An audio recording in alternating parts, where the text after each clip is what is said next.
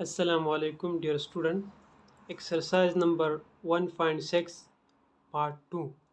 Question number 3. Question number 3 है Amjad thought of two numbers whose sum is whose sum is 12. Sorry, sum में यहाँ पर u है, गलती से मैंने, ठीक है, इसका मतलब है जिसकी addition whose sum is 12. Amjad ने दो नंबर सोच लिए जिसकी जमा करने से एडिशन से 12 आते, एंड हुज डिफरेंस इज 4, जिसकी डिफरेंस 4 है, यानी एक दूसरे से सेपरेट करने से 4 आते हैं. Find the numbers.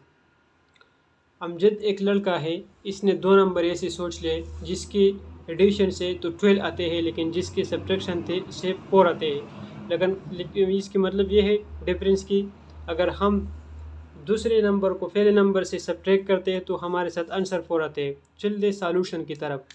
जब भी हमारे साथ कोई चीज़ मालूम ना हो तो उसे हम वेरिएबल से रिप्रेजेंट करते हैं. जैसे कि आप कोई भी ले सकते हैं ए से जेड तक, लेकिन हम वाई और एक्स को ज़्यादातर लेते हैं. यहाँ पर मैं जो दो नंबर है, फर्स्ट नंबर के लिए मैं एक्स लेता हूँ और सेकंड नंबर के लिए मैं वाई लेता हूँ. चल लिखिए यहाँ पर ज़रा, अगर आप लोग लिखे तो बेहतर होगी, ज़्यादा अच्छा लगेगा. लेट फर्स्ट नंबर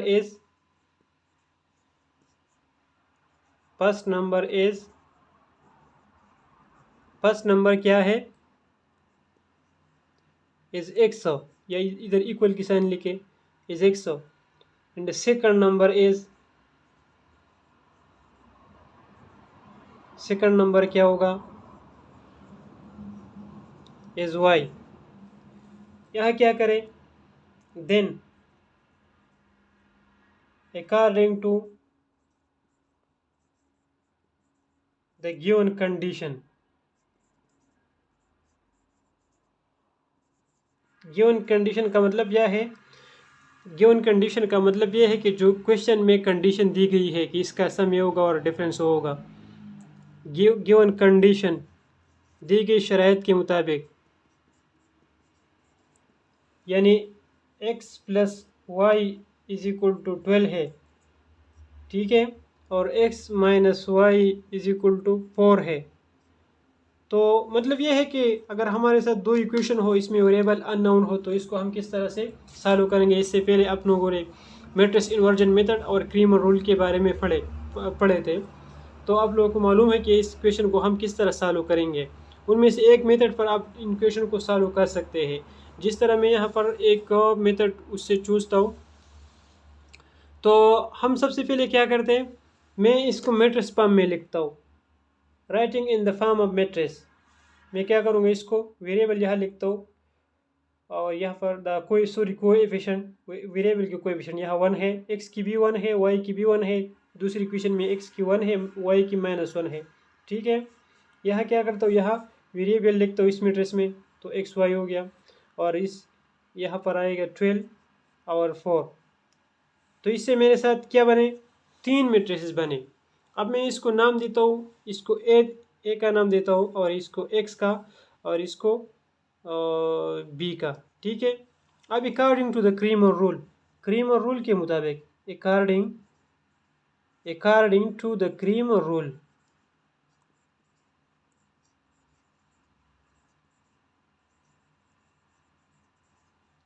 रूल क्या है. क्रीमर रूल ये है कि अगर आप लोग x की वैल्यू निकालना चाहते हैं, x की वैल्यू, तो क्या होगा, x मैट्रिक्स x की determinant divide by a determinant, ये आपके साथ आएगा इक्वेशन नंबर फर्स्ट. इसके बाद अगर आप लोग ये स्मॉल x स्केचा, अगर आप लोग इसके बाद ये x है, अगर आप लोग y की वैल्यू निकालना चाहते हैं, तो ए वाई मैट्रिक्स का determinant divide by A determinant, तो ये क्या हुआ, ये इक्वेशन नंबर 2 हुआ. अब मैं क्या करूँगा, ये तरीका थोड़ा सा शॉर्ट भी है, आसान भी है, वो भी आसान है. अगर आप लोग ये इक्वेशन उसी तरीके पे सॉल्व करोगे तो फिर भी आंसर सेम ही आएगा. अब मैं ए डिटर्मिनेंट फाइंड करूँगा सिंपल, फिर एक्स डिटर्मिनेंट फाइंड करूँगा, फिर एक दूसरे को इक्वेशन 1 के मुताबिक डिवाइड करूँगा, तो फिर मुझे एक्स की वैल्यू मिलेगी। अब मैं इसकी सॉल्यूशन यहाँ करता हूँ क्योंकि यहाँ जा कम है। तो यहाँ देखिए ए डिटर्मिनेंट क्या होगा, ए डिटर्मिनेंट होगा 1 1 1 माइनस 1, तो ये बराबर आएगा 1 multiply by minus 1 minus 1 multiply by 1, तो ये आएगा minus one is equal to minus two which is not equal to क्या, ये -2 है, -2 के बराबर आ गया which is not equal to 0। ठीक है, तो A is non singular, A हो गया। अब मैं क्या करूँगा, मैं ए एक्स की डिटर्मिनेंट फाइंड करूँगा। ए एक्स आप लोग जानते हैं कि ए एक्स क्या है। ए एक्स का मतलब ये है कि यहाँ पर ए की फर्स्ट कॉलम में क्या करें, बी की सारा मैट्रिक्स पुट करें। वो ये एक कॉलम है तो एक कॉलम यहाँ पुट करें 12 4 और ये सेम रहे 1 माइनस 1। अब इसकी डिटर्मिनेंट फाइंड करें तो ये 12 मल्टीप्लाई बाई -1 और माइनस ये 1 मल्टीप्लाई बाई 4, तो इससे बनेगा -12 -4, इससे -16 बनेगा। एक्स की डिटर्मिनेंट है वो -16 है। अब मैं क्या करता हूँ, ए वाई की डिटर्मिनेंट भी फाइंड करता हूँ। अच्छा, यहाँ मैं ए वाई की डिटर्मिनेंट फाइंड करता हूँ। ए वाई की डिटर्मिनेंट किसके बराबर होगा, यहाँ क्या करें आप लोग, इससे आप लोग पहले मैट्रिक्स बनाएं। ठीक है, मैट्रिक्स किस तरह बनाएं, ए वाई लिखे और फिर ए मैट्रिक्स में यहाँ पर सेकंड कॉलम में फर्स्ट कॉलम सेम ही रख के और सेकंड कॉलम में क्या करें, ये बी मैट्रिक्स पुट करें। यहाँ पर जो बी मैट्रिक्स है 12 और 4 है, तो यहाँ पर आएगा 1 1 और यहाँ आएगा 12 और 4, तो इसका डिटर्मिनेंट क्या आएगा 1 multiply by 4 minus 1 multiply by 12, तो इससे बनेगा 4 माइनस 12 और इससे फाइनल आंसर -8 आएगा। अब इसको क्या करें, इक्वेशन 1 और 2 में पुट करें तो x मेरे पास किस चीज़ के बराबर है, A x determinant divide by A determinant. तो यहाँ पर ए एक्स क्या थे, ए एक्स है -16 डिवाइड बाई और ए डिटर्मिनेंट क्या है -2 है, ये -2 है, तो माइनस माइनस कैंसिल हुए और इससे 8 बने। x की वैल्यू क्या है 8 है। अब y की वैल्यू के लिए क्या करें, इक्वेशन 2 यूज़ करें। इक्वेशन 2 क्या है, ए वाई की डिटर्मिनेंट -8 है, -8 डिवाइड बाई क्या -2, तो इससे बनते 4 हो। अब लोग यहाँ क्या करें, इसकी चेकिंग करें कि यहाँ क्वेश्चन में क्या है कि अगर हम इन दोनों को ऐड करते तो हमारे साथ 12 बनते। तो मैं ऐड करता हूँ 8 और +4 को मैं ऐड करता हूँ तो वाकई इससे 12 ही बनते। ठीक है, अगर इस एक दूसरे को से डिफरेंस करते हैं तो 8 - 4 = 4, जो कि बराबर है। ये हुआ question number 3 of exercise 1.6 part 2 में। क्वेश्चन नंबर 4 है और क्वेश्चन नंबर 4 में है the length of a rectangular playground is twice it's width, the diameter is 30, find it is dimension. तो मैं क्या लेता हूँ, इसकी विड्थ और लेंथ मुझे मालूम नहीं है, लेकिन इतना पता है कि इसकी लेंथ जो है विड्थ की दुगना है, मतलब ट्विस मतलब दुगना। मैं विड्थ क्या लेता हूँ, विड्थ में लेता हूँ पर इसका विड्थ जो है वो x है, ठीक है, एंड लेंथ जो है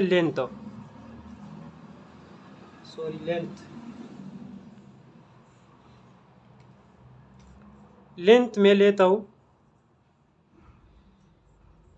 y। अब अकॉर्डिंग टू द गिवन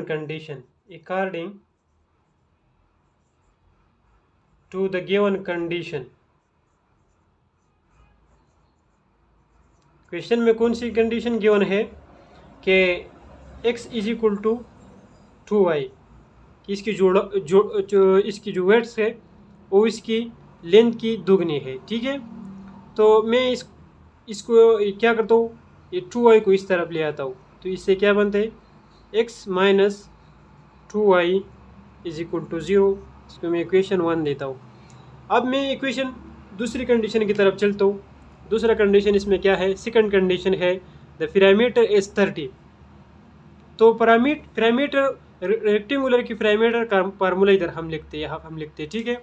आप लोगों को पैरामीटर का फार्मूला इस क्वेश्चन के लिए याद होना चाहिए। तो पैरामीटर का फार्मूला क्या होता है, पैरामीटर का फार्मूला कुछ यूँ है कि 2 time it is weight plus length is equal to parameter. अच्छा, ये फार्मूला है।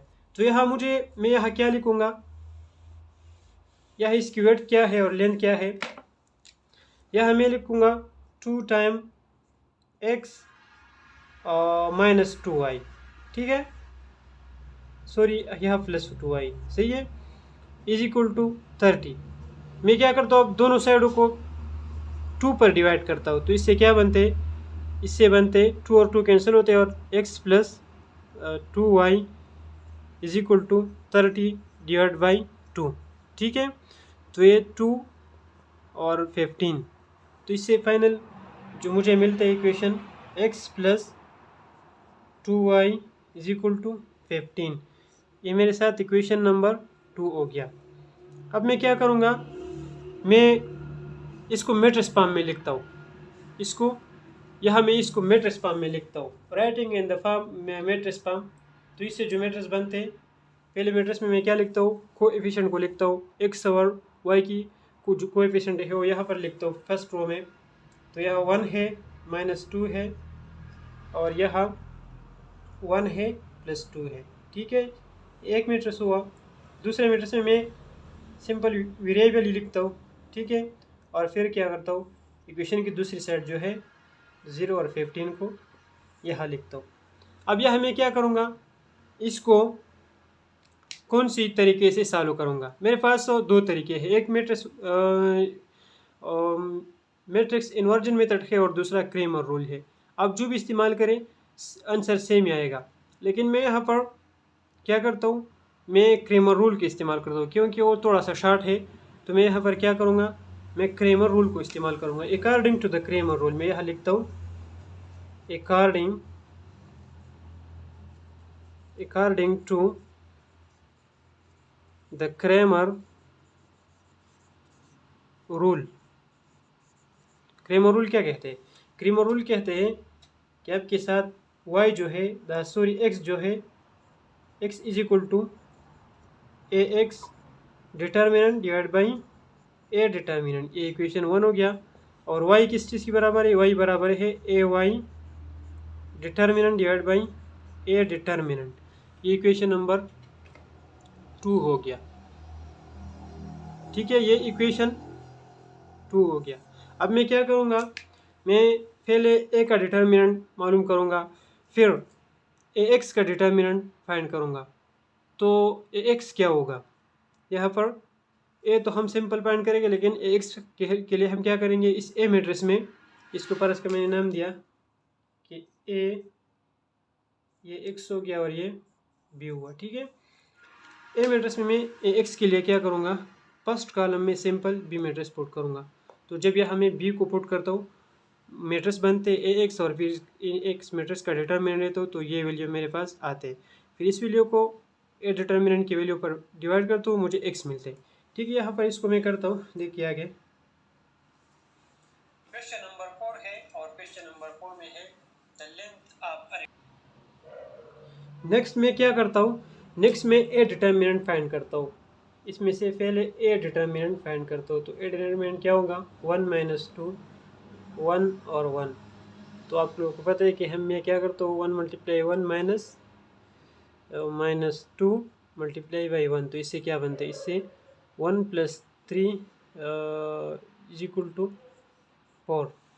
तो इससे बनते 4, सॉरी इससे 4 नहीं बनते बल्कि इससे 3 बनते हैं, क्योंकि यहाँ पर ज़रा ध्यान दीजिए, यहाँ 1 × 1 है तो इससे 1 बना, 2 × 1 है लेकिन माइनस माइनस है तो इससे +2 बना, इससे जो आंसर बनते हैं वो 3 बनते हैं, ठीक है, इससे 3 आते हैं। अब मैं क्या करता हूँ, जो कि डज नॉट इक्वल टू 0 है। अब मैं क्या करूँगा, मैं ए एक्स डिटर्मिनेंट फाइंड करूँगा। ए एक्स आप लोगों को जिसे मैंने पहला कहा कि एक्स क्या होते। इस ए मैट्रिक्स में मैं बी को पुट करता हूँ, ठीक है। तो पहले वाले कॉलम में बी को पुट करता हूँ 0, 15 और फिर बाकी मैट्रिक्स वैसे ही वैसे लिखता हूँ 1। अब इसका डिटर्मिनेंट क्या होते हैं, 0 × 1 माइनस 15 × -2। तो इससे क्या आते हैं, इससे 30 आते हैं, क्योंकि ये तो 0 हो गया और ये माइनस माइनस प्लस हो गया, तो 15 × 30 सही है। अब मैं क्या करता हूँ, ए वाई भी मालूम करता हूँ। ए वाई मैं किस तरह मालूम करूँगा, ए वाई मैट्रिक्स है कि ए मैट्रिक्स की सेकंड कॉलम में मैं इस बी को पुट करूँगा 1 और 1 अपनी जगह पर, और यह 0, 15। तो इसका देखिए ज़रा आप कि इसका क्या बनेगा, 1 × 15 माइनस 0 × 1, तो इससे भी बनते 15। अब मैं इन वैल्यू को इक्वेशन 1 और इक्वेशन 2 में पुट करता हूँ। तो x is equal to equation 1 में पुट करता हूँ x की वैल्यू मेरे साथ है।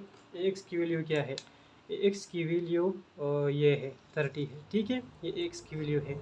और इस तरह ay की वैल्यू 15 है। तो ये होगा 30 डिवाइड बाई क्या 3, क्योंकि डिटरमिनेंट की वैल्यू 3 है, तो इससे 10 बनते हैं। x की वैल्यू क्या है, 10 आ गई मेरे पास। और y की वैल्यू क्या आएगी, y की वैल्यू आएगी 15 divide by 3, A Y determinant divide by A determinant.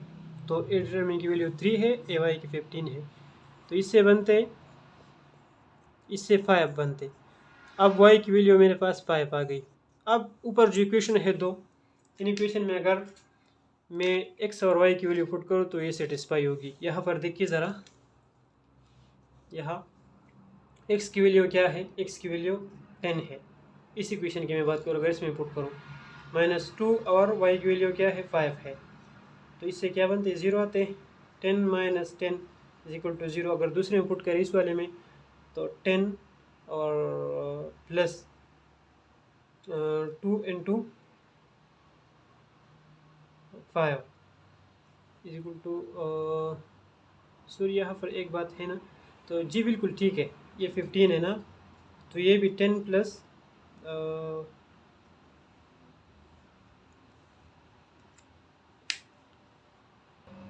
Sorry यहाँ इस इक्वेशन में ये 2 नहीं है, ठीक है, यह याद रखिए ये 2 नहीं है, ये सिंपल x + y है। तो यहाँ पर क्या है 2 + 5 इज इक्वल टू 15, तो ये भी सेटिस्फाई हुआ। इस तरह आप लोग इसको दोनों को सेटिस्फाई कर सकते हैं। ये हुआ क्वेश्चन नंबर 4, जो कि बहुत इजी था। अब हम क्वेश्चन नंबर 5 की तरफ चलते हैं। अब क्वेश्चन नंबर 5 है, और क्वेश्चन नंबर 5 में है 3 bags and 4 pens together cost 257।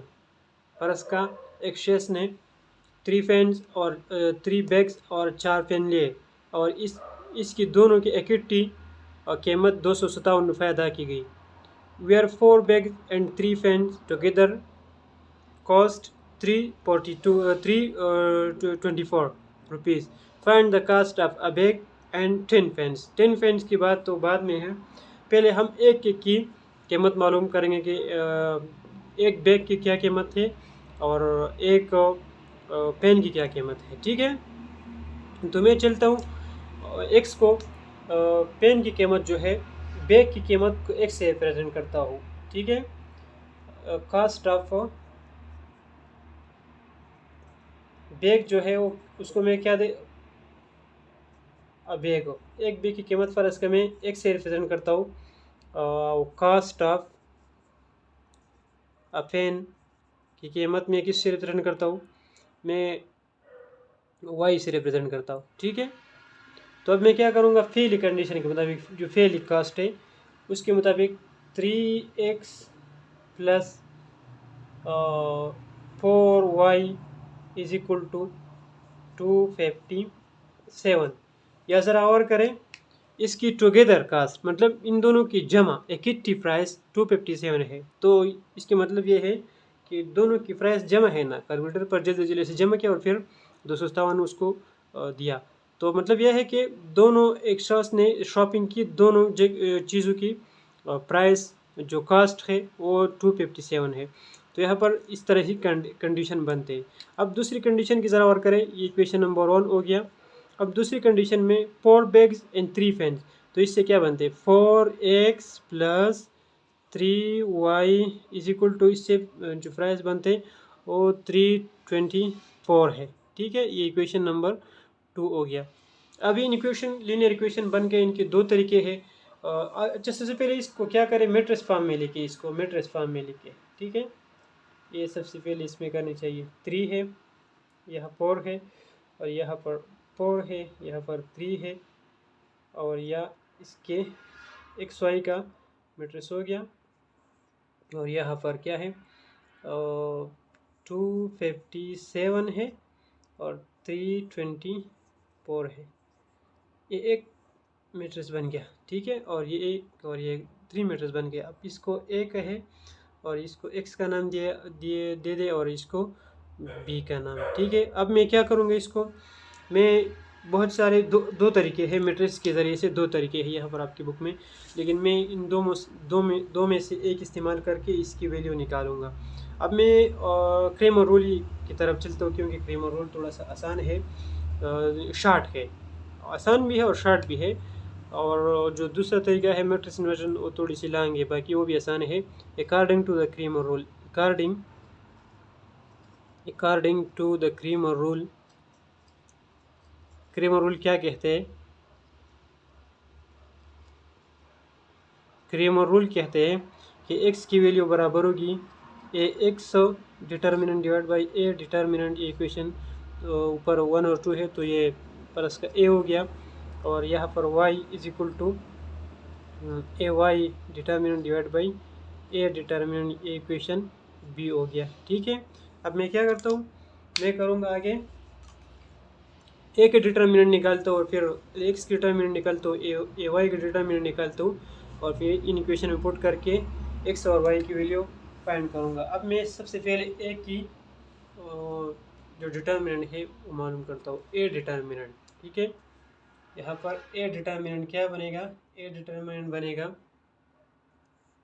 Simple A matrix लिखिए यहाँ पर 4 और 3, तो इससे क्या बनेगा, इससे बनेगा 3 मल्टीप्लाई 3 माइनस 4 मल्टीप्लाई 4, तो इससे क्या बनेगा 9 माइनस 16, इससे बनते -7। ठीक है, इससे क्या आया -7 which is not equal to 0। अब मैं क्या करता हूँ, मैं ए एक्स की भी निकालता हूँ डिटर्मिनेंट। एक्स क्या होगा, एक्स इसे मैट्रिक्स के पहले कॉलम में बी मैट्रिक्स को पुट करें 257। ठीक है, और यहाँ लिख के 3 2 4, और यहाँ लिख के क्या 4 और 3। ठीक है, ए मैट्रिक्स हो गया। अब क्या करें, 3 को मल्टीप्लाई करें 257 के साथ और माइनस करें 4 को मल्टीप्लाई करें 3 2 4 के साथ, इससे क्या बनेगा, इससे बनेगा, अच्छा इसको मैं थोड़ा सा शॉर्ट करता हूँ, अच्छा 3 मल्टीप्लाई 257, इससे 771 बनते, 771 इससे बनते, माइनस बनते 4 मल्टीप्लाई बाई 324, तो इससे 1296 बनते, 1296 इससे बनते। अब इससे क्या बनेगा, इससे बनेगा माइनस से 52 525, लेकिन माइनस याद रहे, माइनस 525 बनेगा इससे। ठीक है, अब इन दोनों वैल्यू को याद रखें। अब क्या करूँगा, मैं वाई का ए वाई का वैल्यू निकालता हूँ। ठीक है, ए वाई का वैल्यू निकालने के लिए मैं, अच्छा इस वैल्यू के मैं इन दोनों वैल्यू के मैं ऊपर लिखता हूँ कि ए डिटर्मिनेंट मेरे पास क्या आया, ए डिटर्मिनेंट आया -7, और ए एक्स डिटर्मिनेंट आया -525। ठीक है, बाकी इस जगह को मैं साफ करता हूँ और ए वाई के लिए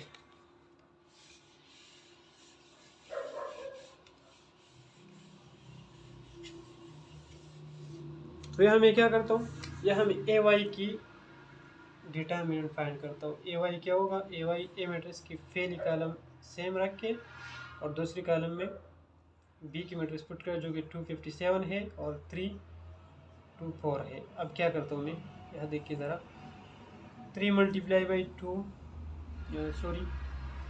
3 2 4 minus 4 multiply by 5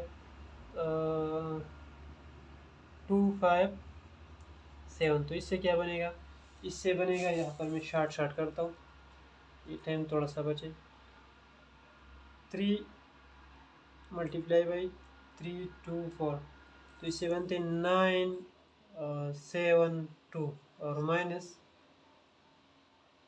4 multiply by 2 5 7, तो इससे बनते 1028। अब मैं इससे माइनस करता हूँ तो मेरे पास आते 56, लेकिन माइनस 56, क्योंकि माइनस बड़ी नंबर के साथ है। ठीक है, अब मैं क्या करता हूँ, इन वैल्यूज़ को इन इक्वेशन में पुट करता हूँ। तो इन इक्वेशन में इन वैल्यू के जब मैं पुट करता हूँ, यहाँ पर मैं ये भी लिखता हूँ कि मेरे पास बस मुझे इन वैल्यू की ज़रूरत है, बाकी इन कैलकुलेशन की ज़रूरत नहीं है। माइनस 56 हो गया। ठीक है, अब मैं जो सब कर दूँ कि मैं इन इक्वेशन के लिए जगह निकालूँ।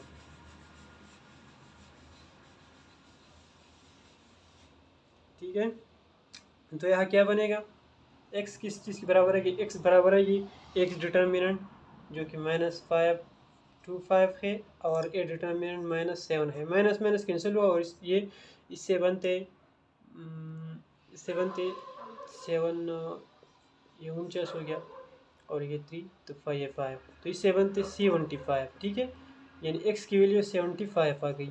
ठीक है, अब y की वैल्यू क्या है, y is equal to -56 divide by 7, -7, तो 7 माइनस माइनस कैंसिल हो गए, 7 और 7 8 ज़ा 56, तो y की वैल्यू क्या आ गई, 8 आ गई। ठीक है, अब यहाँ और करें, एक कास्ट की वैल्यू, बेग की वैल्यू, और एक बेग की वैल्यू जो हमारे साथ है वो क्या है, वो बेग की वैल्यू